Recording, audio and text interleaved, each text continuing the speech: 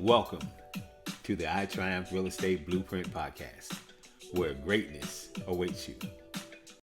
Derek, can you explain the fix and flip side, and in turn, you explain the buy and hold side and the benefit to both of those avenues, please? Yeah, so it's really two different strategies, right? You got some people that's looking for long-term income.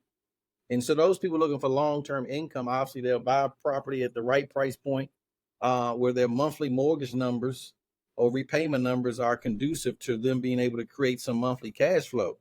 When we talk about fix and flips, most oftentimes you're getting hard money or you're getting private funds where you have short-term financing options, right? Short-term financing might be only for 6 months. Sometimes you can get an extension up to 12 months. And so because of those rate factors are pretty high, those aren't going to be situations where you're going to buy something, buy a hold and purchase those properties with investor financing, because the rates could be anywhere from 10 to 18, 20%. And so it's really a situation, if you're an investor and you got some cash, typically you might go to a traditional lender if you're doing buy and hold and buy something and put down 20, 30%, right? You put down 20, 30%, and then you have a traditional 30-year mortgage. You have a normal monthly payment. Then you can create cash flow that way. But if you're buying something to fix it up, to be able to rent it out, just know in more cases than not, you're going to have to get out of that short-term loan. Hopefully the equity position is strong.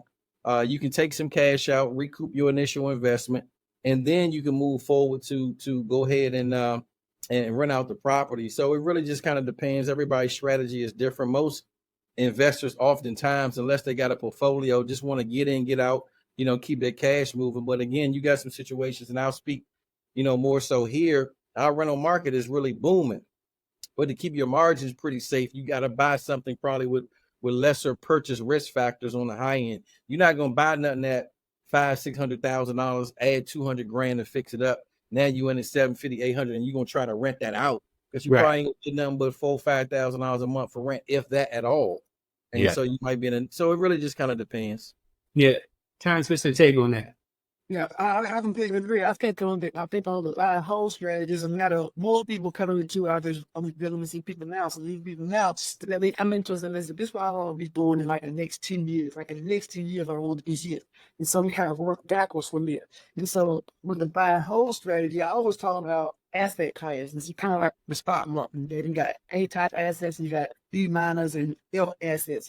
Now the more you go the protocol in terms of risk tolerance, you can deal with C-type properties, C minus, and B-type properties. But the real issue is that those neighborhoods, they have so much fluctuation. You over leverage in a lot of cases with neighborhood integrity, where you have more renters in the neighborhood than you have homeowners. And so from that perspective, you don't have as much potential. You don't have as much potential, I guess, anchoring for the long term, because of those type neighborhoods in 2 years, you can have neighborhood we deserve it, really, because the owners are not taking care of the property.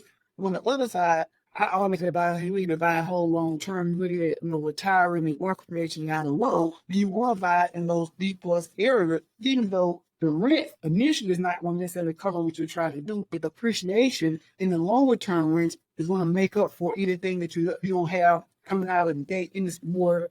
It is more stable. It's a more stable asset in terms of buy and hold. So you really just kind of confuse, or have a mix of diversification, or have a mix of a few lower price ones and some anchor deep source properties over here. So that way, if these properties don't really begin to fluctuate, these over here can carry them for a while until you decide if you want to sell and move to a different area, or you want to hold on to and let them turn around. So I think the buy and hold strategy is really geared toward the people that is not looking to raise capital, increase capital income in a short period of time. But what we have out here, with the fix and flip people, they want, I'm trying to get this capital together to do some buy and hold down the road.